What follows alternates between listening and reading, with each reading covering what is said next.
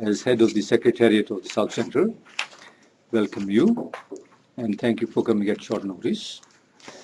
I want to thank my colleagues Yash and Shirley who are here, who has taken this initiative to call this meeting. This is the first of its kind. We in the Southcentre are mandated to present a South perspective, but we live in a world where only one perspective is not good enough. We have to have dialogue with our friends of the North too. So this is an initiative, new initiative, and we want to broaden it in order for us to talk on all issues that confront us. The world is in crisis, in many dimensional crisis. There's a financial crisis, there's ecological crisis, there is a crisis of security in many areas, and there's a governance crisis too. The whole institutions of global governance were created in 1949, and many of them are outdated. The post-Berlin Wall restructuring addressed some of the issues, but even those structures are now outdated. We are a new world.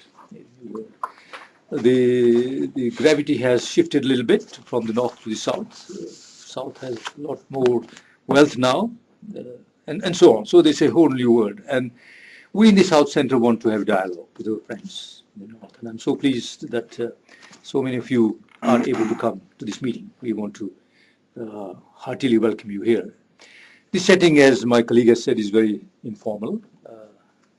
We might take some photographs, but that's for publications. But do feel free. We apply Chatham House rules in our meetings. The remarks are not attributed to the authors, so issue-oriented discussion mainly.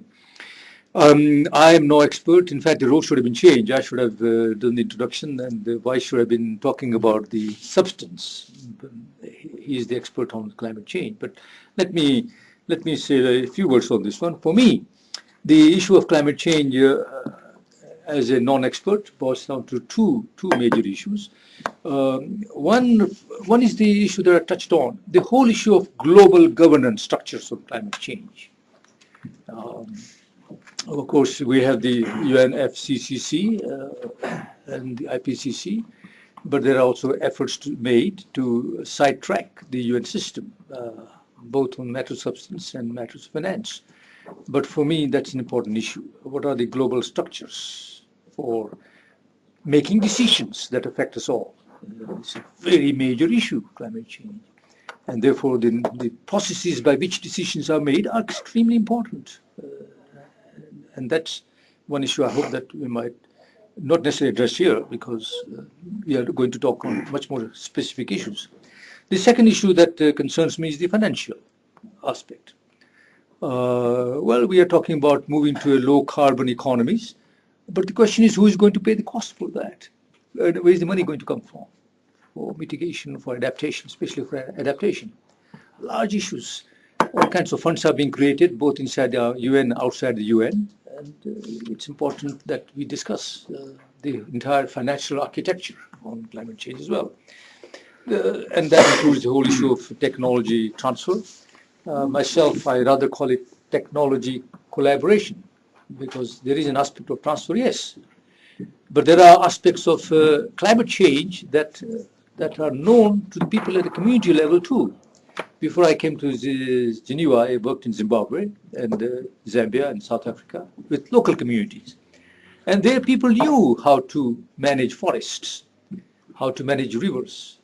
It's when these things, resources were handed over to our governments and to our trade negotiators especially, that they surrendered our Lake Naivasha for trade, and they insisted we must grow flowers there so that they can be exported to Europe. And I think we have exported from Naivasha not flowers but water, because Lake Naivasha is dying. And we have exported from Naivasha in the form of flowers, dead birds who have died because they no longer have water to live on.